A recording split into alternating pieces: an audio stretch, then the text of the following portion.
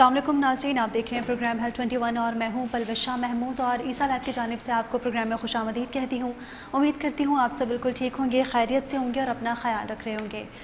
नाज़रीन, आज एक बार फिर से इस प्रोग्राम में हम लोग जो टॉपिक डिस्कस करने वाले हैं वो मेंटल हेल्थ से रिलेटेड है। मेंटल हेल्थ एक ऐसी चीज़ है जिसको बहुत ज़्यादा निगलेक्ट किया जाता है हमारी सोसाइटी में, और ये हम पे इतना असरअंदाज हो चुकी है, हमारे माशरे पे इतना ज़्यादा असरअंदाज हो चुकी है। पाकिस्तान की अगर बात की जाए तो पाकिस्तान में 10% लोग इस वक्त मेंटल हेल्थ से सफ़र कर रहे हैं, और अगर ओवरऑल दुनिया की बात की जाए तो 11% यानी कि 729 मिलियन लोग जो है वो मेंटल हेल्थ से सफ़र कर रहे हैं, लेकिन उनकी मदद करने के लिए जो साइकोलॉजिस्ट वगैरह हैं वो बहुत ज़्यादा कम हैं, और आई थिंक हम लोगों को उनको सुनना चाहिए। मेरे ख्याल से किसी को सुन लेना ही उसके लिए बहुत बड़ी हेल्प भी समटाइम्स साबित हो जाती है। खैर, आज हम लोग इस टॉपिक के हवाले से बात करने वाले हैं। हमारे साथ स्टूडियोज़ में मौजूद हैं डॉक्टर रानी मंधान, जो कि मेडिकल एडवाइज़र हैं ईसा लैब में, इसके साथ साथ लेक्चरर हैं डिफरेंट यूनिवर्सिटीज़ में। मैं उनको वेलकम करना चाहूँगी। जी, अस्सलाम वालेकुम डॉक्टर, कैसी हैं आप? बहुत शुक्रिया जी मुझे इनवाइट करने के लिए। श्योर। डॉक्टर, सबसे पहला और बेसिक क्वेश्चन मेरा आपसे ये है कि बेसिकली हेल्थ क्या होती है? बिल्कुल सही सवाल आपने किया, जिसका कि मैं सबसे पहले एक्चुअली डिफ़ाइन ही यही करना चाहूँगी कि हम हेल्थ कहते किसको हैं जी।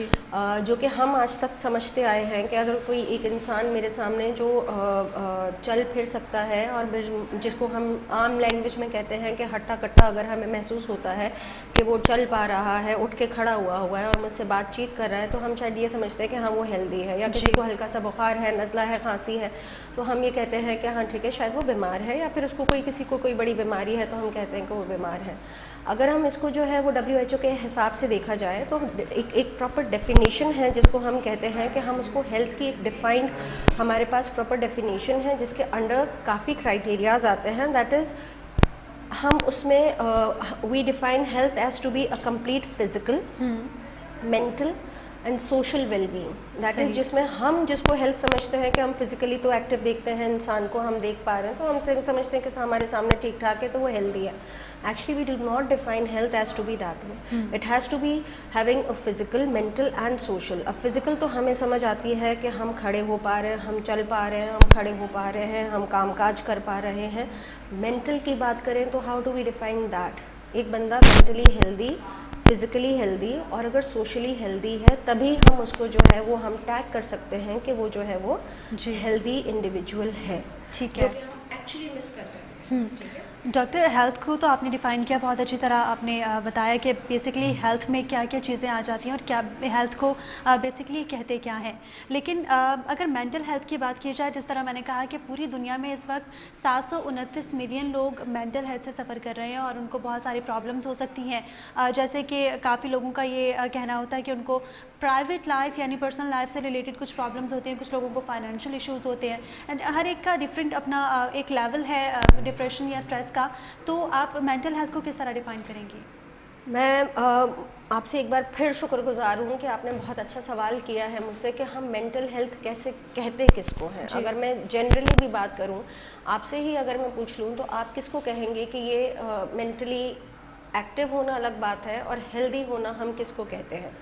मेंटली हेल्दी हम उसको कहते हैं जो लाइफ के स्ट्रेसेस, हम जब से पैदा हुए हैं अब तक डे टू डे लाइफ में छोटे से बड़े चैलेंजेस हमारी लाइफ में, डेली लाइफ में भी आते हैं और जहाँ हम काम कर रहे होते हैं घरों में भी आते हैं, बाहर भी आते हैं, हम उसको कहते हैं ये बंदा मेंटली स्ट्रांग है। जो ख़ासकर हमारी सोसाइटी में भी हम ये देखते हैं कि जो बंदा बहुत आगे जा चुका होता है लाइफ में, या जिसका घर बार अच्छा चल रहा होता है, जिसने अपनी फैमिली को अच्छे से सपोर्ट किया, हम कहते हैं ये सक्सेसफुल है। दूसरे लफ्ज़ों में अगर हम गौर करें तो हम क्या कह रहे हैं? हम ये कह रहे हैं कि उस बंदे ने तकरीबन अपने काम के हवाले से, अपने घर के हवाले से सब चीज़ों को बहुत अच्छे से संभाला हुआ है। ये संभालना के दूसरे मतलब ये हैं कि उसने अपने डे टू डे लाइफ के जो स्ट्रेस है, ऐसा नहीं है कि स्ट्रेस फ्री लाइफ किसी की होती है, छोटे से बड़े चैलेंजेस उसने अच्छे से डील करके अपने आप को एक खुशगवार माहौल के अंदर मेंटली रखा हुआ है। This is the best way I can simply give you the mental health definition कि आप अपने डे टू डे लाइफ के चैलेंजेस को, स्ट्रेस को कोप करके अपने आप को डेवलप करते हो, सोसाइटी में लिविंग के लिए एक्सेप्टेबल बनाते हो। सॉरी आपको इंटरप्ट किया, मैं इसी हवाले से एक बार फिर से डिटेल में आपसे बात करना चाहूँगी, लेकिन एक ब्रेक के बाद हमारे साथ रहिए।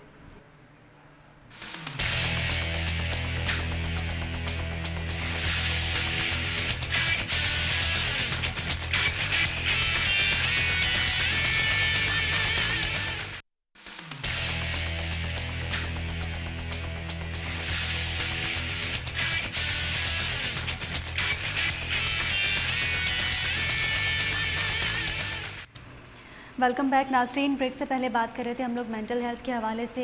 मेरा क्वेश्चन था डॉक्टर से कि मेंटल हेल्थ बेसिकली क्या होती है, क्योंकि उन्होंने हेल्थ को तो एलैबोरेट कर दिया था कि हम लोग हेल्थ जर्नली किसको कहते हैं, लेकिन मेंटल हेल्थ की बात हो रही थी। तो मैं एक बार फिर से रुक करूँगी डॉक्टर का। हमारे साथ डॉक्टर रानी मंधान मौजूद हैं।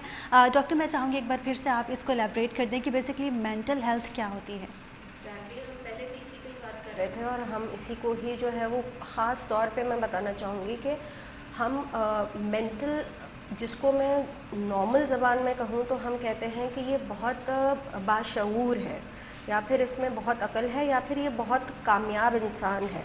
कामयाबी जब हम उसकी बात कर रहे हैं तो दूसरे लफ्ज़ों में हम कहीं ना कहीं उसकी मेंटल हेल्थ डिफ़ाइन कर रहे हैं, because as we doctors we define mental health to be a person who is able to know his potential, cope well with the stresses. Alright. ठीक है, this is just I'm defining the definition of the mental health. फिर हम इसको elaborate करते हैं को normal stress of life works productively and can contribute to the society. अब इसमें जो एस्पेक्ट्स आते हैं उसमें ये आता है कि एक इंसान स्ट्रेस किसी के छोटे से छोटे को, कोई एक ऐसा स्ट्रेस हो सकता है जो किसी के लिए बहुत छोटा हो, और वही छोटा सा स्ट्रेस किसी को बहुत बड़ा लग सकता है। डिपेंड करता है किसका परवरिश कैसे हुआ है या उसने लाइफ किस तरीके से गुजारी है। बहुत बड़े बड़े लोगों को, जैसे मेरी एग्जांपल ले लें, अगर हम डॉक्टर्स हैं, हम बहुत बड़ी बड़ी लाइफ की चीज़ें हैं, इन चीज़ों से हम बहुत आसानी से गुजर जाते हैं क्योंकि वो हमारा पार्ट ऑफ लर्निंग रहा है। और कहीं छोटे से भी ऐसे मकामात आ सकते हैं जिसमें हम स्ट्रेसफुल कंडीशन में आ सकते हैं क्योंकि वो हमारे पार्ट ऑफ लाइफ शायद ना रहा हो। सही।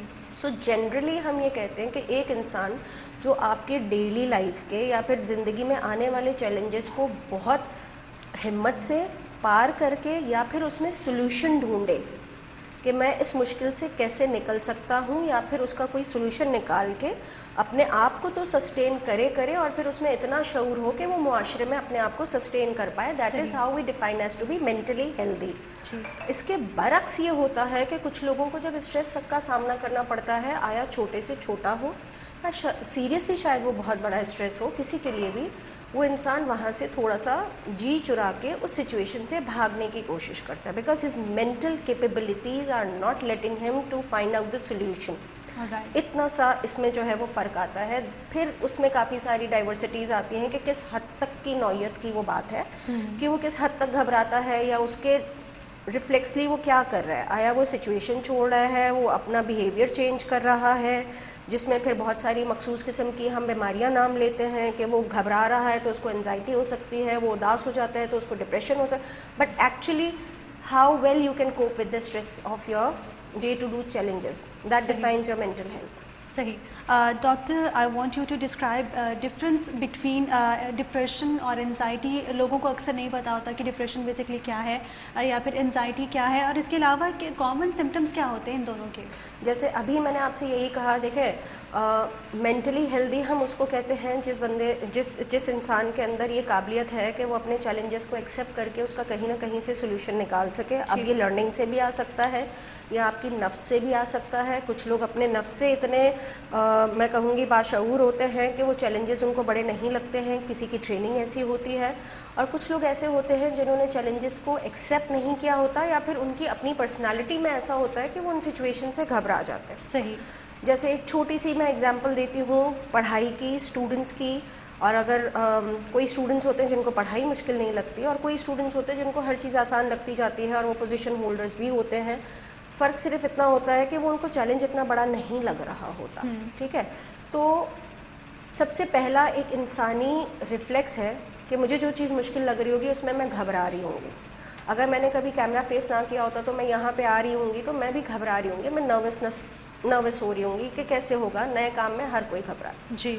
अगर ये उस हद मकाम तक पहुँच जाए कि आपकी डेली लाइफ पे अफेक्ट कर रहा है, वो घबराहट इतनी बढ़ जाए कि आप हर वक्त परेशान रह रहे हो, आप नर्वस रह रहे हो, आपकी हार्ट रेट बढ़ रहा हो, आपसे कोई काम ना हो रहा हो, आप अपने आप को इस हद तक जो है वो उसको सर पे सवार कर लो कि आपकी डेली लाइफ में, that is what you call as to be anxiety. Alright. आपका स्ट्रेस, आपकी नर्वसनेस एक इंतहाई हद तक इंक्रीज़ हो जाना कि वो आपको डेली नॉर्मल लाइफ में भी अफेक्ट कर रही हो, that is you call as to be anxiety. और ये कोई बहुत बड़ी बीमारी नहीं है, इंसान अपने आप से लड़के उसको ख़त्म कर सकता है। ठीक। डॉक्टर, अगर हम कहते हैं जी, श्योर। फिर हम कहते हैं depression.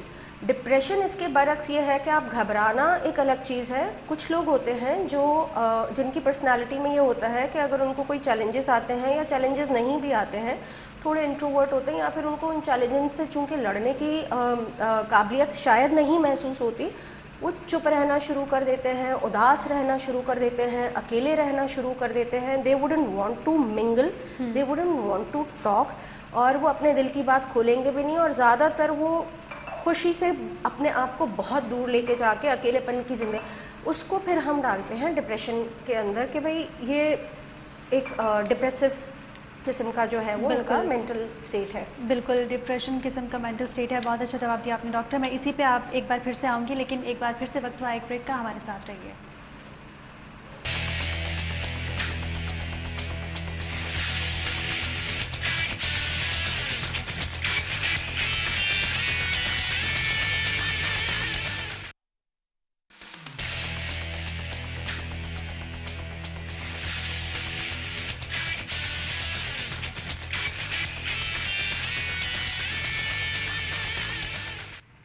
Once again welcome back नाज़रीन। हम लोग मेंटल हेल्थ के बारे में बात कर रहे हैं। हमारे साथ डॉक्टर रानी वंधान मौजूद हैं स्टूडियोज़ में। हम लोग उनसे पूछ रहे थे कि डिप्रेशन और एंजाइटी में डिफरेंस क्या होता है। बेसिकली डिप्रेशन एंजाइटी एक इतना कॉमन हो चुका है हमारे सोसाइटी में कि आजकल यंगस्टर्स या फिर इवन स्कूल जाने वाले बच्चों में भी ये बहुत ज़्यादा कॉमन है, और इसके जो कॉमन फैक्टर्स हैं मैं वो पूछना चाहूँगी डॉक्टर से। जी डॉक्टर बताइएगा।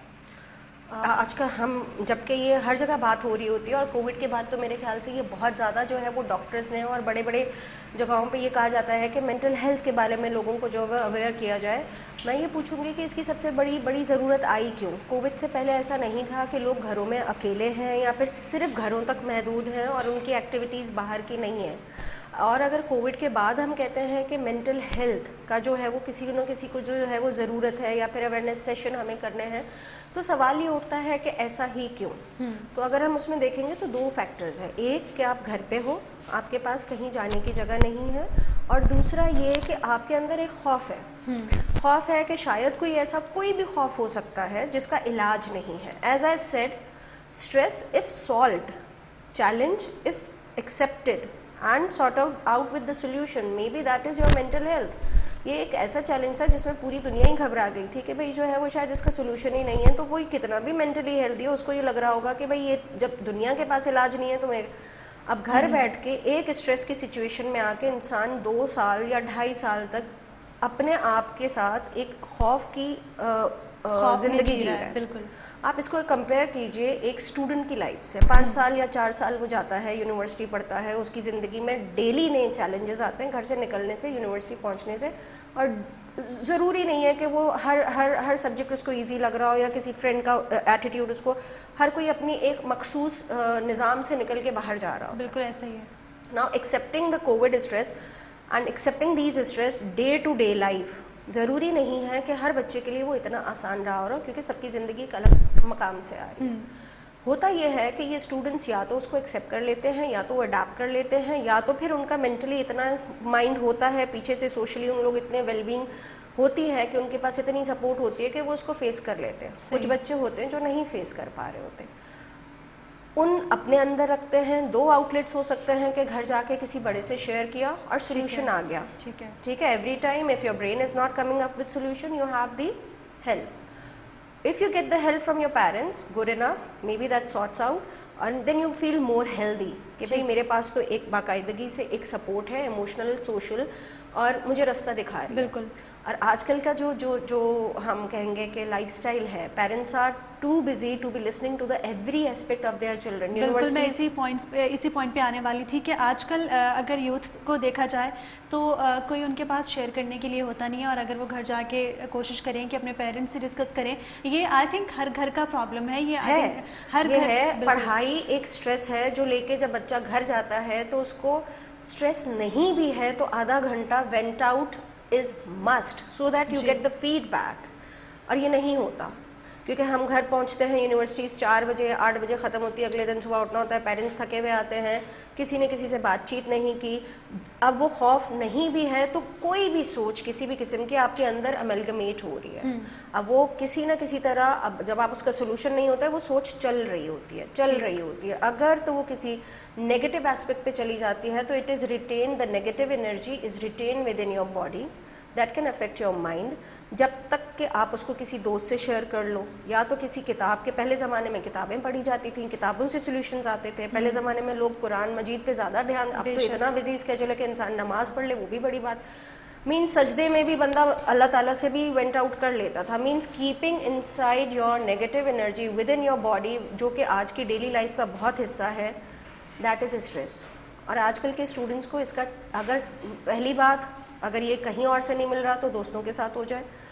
और दोस्तों के बारे में मैं कहूँ तो आजकल के ज़माने में मेरे ख्याल से हमें पड़ोसियों पे भी भरोसे मुश्किल से होते हैं कि पता नहीं, हम तो ये कहते हैं कि दरवाज़ा मत खोलो, आज तो ये है कि हमें नहीं पता होता है who is living next door. Exactly. So youngsters में ज़्यादा इशू है, और पीयर प्रेशर इतना है कि आप सिर्फ ये कोप करते रह जाते हो कि मुझे उसके हिसाब से सिर्फ जो है वो उसके लाइफस्टाइल को मैच करना है। दिल की बात शेयर करना तो बहुत बहुत बहुत कहीं दूर रह गया है। These are all factors. The lifestyle which we have attained by now is actually leading to, I would say, और मैं ये बहुत बार कह चुकी हूँ, not a mentally healthy youth. सही। हाँ, सारा तबका ऐसा नहीं होगा जो मेंटली स्ट्रांग होंगे, लेकिन ये बाकायदगी से मैं कहूँगी कि डिस्ट्रक्शन की तरफ जा सकता है। ठीक। कि आपके दोस्तों पे भरोसा ना हो, फैमिली में बात करने के लिए कोई ना हो, फिर एंड में आके इसके सोल्यूशन ढूंढते ढूंढते ढूंढते इंसान आके कहाँ पहुँचता है, दवाइयों पे, जो कि बहुत बड़ा दुख तो मैं कहूँगी, लेकिन उन दवाइयों से सोल्यूशंस नहीं आते। ठीक। सोल्यूशन यही है, talk more, have good association, be available, talk to your friends, seek out solutions, live healthy emotionally, socially. घरों का ऐसा माहौल रखें कि बच्चे दिल की बात, आया वो कोई भी हो, बेबाकी से अपने पेरेंट्स के साथ शेयर करें। इससे बहुत बहुत बहुत बड़ी हेल्प होती है, जो शायद मैं नहीं कहूँगी कि दुनिया के कोई भी साइकेट्रिस्ट जो है वो कहेंगे कि इलाज इसका यहाँ से शुरू होता है। आई थिंक ये एक बहुत बड़ा मैसेज है हमारे पेरेंट्स के लिए, या फिर उन पेरेंट्स के लिए जो कि अंडरस्टैंड नहीं कर पाते उनके बच्चे जो हैं वो किन प्रॉब्लम से डेली बेसिस पे, किन चैलेंजेस का सामना करके घर आते हैं। आई थिंक उन पेरेंट्स को चाहिए कि वो अपनी प्रॉब्लम्स के साथ साथ अपने बच्चों की भी प्रॉब्लम एक बार सुन लिया करें, और उनको सॉल्यूशन एटलीस्ट अगर नहीं दे सकते तो सुनना भी मेरे ख्याल से डॉक्टर एक पेरेंट्स के लिए भी बहुत चैलेंजिंग है, क्योंकि आजकल का जो दौर है, most of the families, parents का लाइफस्टाइल एक डिफरेंट रहा है। अगर हम अपने लेवल पे भी ले लें तो हम कहते हैं, मैं खुद इस मकाम पे आके मैं कहती हूँ मेरे ज़माने में तो ऐसा नहीं होता था, जबकि मेरी जो एज होगी, हाँ, लेकिन लुकिंग एट द जो जिस हिसाब से दुनिया चेंज हुई है, मोबाइल्स आ जाना, सोशल मीडिया आ जाना, यूनिवर्सिटीज़ का, हमारे ज़माने में यूनिवर्सिटीज़ भी टाइम एक अब 4-8 बजे तक, ये मतलब एक ड्रास्टिक चेंज आया है लाइफस्टाइल में, जिस लाइफस्टाइल में पेरेंट्स शायद खुद भी नहीं जिए हैं। तो उनके लिए भी चैलेंजिंग है कि वो अपने लाइफस्टाइल के बाद जो बच्चों का लाइफस्टाइल है, there is a gap, there is a generation gap. तो पेरेंट्स के लिए ये चैलेंजिंग है कि उस जनरेशन गैप को कैसे फिल किया जाए। जो बच्चा कह रहा है उसको सुन ले, ठीक है, आपके लिए नया है, एक्सेप्टेबल नहीं है, थोड़ा अजीब सा है, शायद वो बच्चे पे गुजर रही है, तो मुझे सुनना है, उसको महसूस करना है, उसका सोल्यूशन आपके पास नहीं है तो ढूंढना है। This generation gap is a big issue which is again a cause कि माँ बाप और बच्चों के बीच में बहुत ज़्यादा किस्म का, और उसके बाद जब माँ बाप नहीं हैं तो फिर ये हमारे मोबाइल्स और सोशल मीडिया, ये एक मेरे ख्याल से बहुत बड़ा फैक्टर है ये गैप को इंक्रीज़ करने में। सही। डॉक्टर, अगर सॉल्यूशन की तरफ बढ़ा जाए, सॉल्यूशन की बात की जाए, तो इन सब मतलब डिप्रेशन, एंजाइटी या फिर जितना भी कुछ चल रहा होता है माइंड में, इसे कोप अप करने का क्या तरीका है? सबसे, अभी हम इसी पे ही इनडायरेक्टली डायरेक्टली बात करते रहे हैं कि सबसे बड़ा, अगर आप बहन हैं, आप भाई हैं, आप पेरेंट हैं, आप इवन अगर फुप्पो हैं, अगर आप मामू हैं, टॉक, हैव टाइम। कोई आपसे खुद नहीं बात कर रहा घर में, आप खुद मिंगल करें। ये जो माहौल आ गया है कि ऑफिस से या स्कूल से आए और मोबाइल उठाया और खाने की टेबल तक भी साथ ना मिले, इसको कतई घरों में जो है वो, जब 4 लोग फैमिली के बैठ के अपने प्रॉब्लम्स डिस्कस करेंगे, सॉल्यूशंस, आधा प्रॉब्लम वहीं से ख़त्म हो जाता है। बिल्कुल। Then have acceptance to the good of your life. अपने घर में तो रखें, जब आप बाहर जाएं आपको सामने कोई अगर इट्स ऑल राइट या नाज़रीन, हम लोग आज बात कर रहे थे मेंटल हेल्थ के हवाले से। मेंटल हेल्थ पे बात करने के हमारे साथ स्टूडियोज़ में मौजूद थी डॉक्टर रानी मंधान, जो कि मेडिकल एडवाइज़र हैं इस लैब में। इसके साथ साथ वो डिफरेंट यूनिवर्सिटीज़ और कॉलेज में लेक्चरर भी हैं और उन्होंने अपना वक्त दिया, मैं उनको बहुत शुक्रिया अदा करना चाहूँगी। इसके साथ साथ नाज़रीन, एक बहुत इंपॉर्टेंट मैसेज आज इस प्रोग्राम के थ्रू हमने दिया और ख़ास तौर पर वो मैसेज पेरेंट्स और उनके औलाद के लिए है कि अगर पेरेंट्स किसी चीज़ में अंडरस्टैंड नहीं कर पा रहे तो बच्चों को चाहिए कि वो उस चीज़ में पेरेंट्स का साथ दें, उस चीज़ को अंडरस्टैंड करें। या फिर अगर जो है वो औलाद अंडरस्टैंड नहीं कर पा रही, बच्चे बहुत ज़्यादा थक चुके हैं या फिर बहुत ज़्यादा चैलेंजेस का सामना कर रहे हैं, तो पेरेंट्स को चाहिए कि एक बार उनको सुन लें, उनके माइंड में क्या चल रहा है, क्योंकि अक्सर जो सुसाइडल अटैम्प्ट्स देखे जाते हैं वो यूथ में देखे जाते हैं।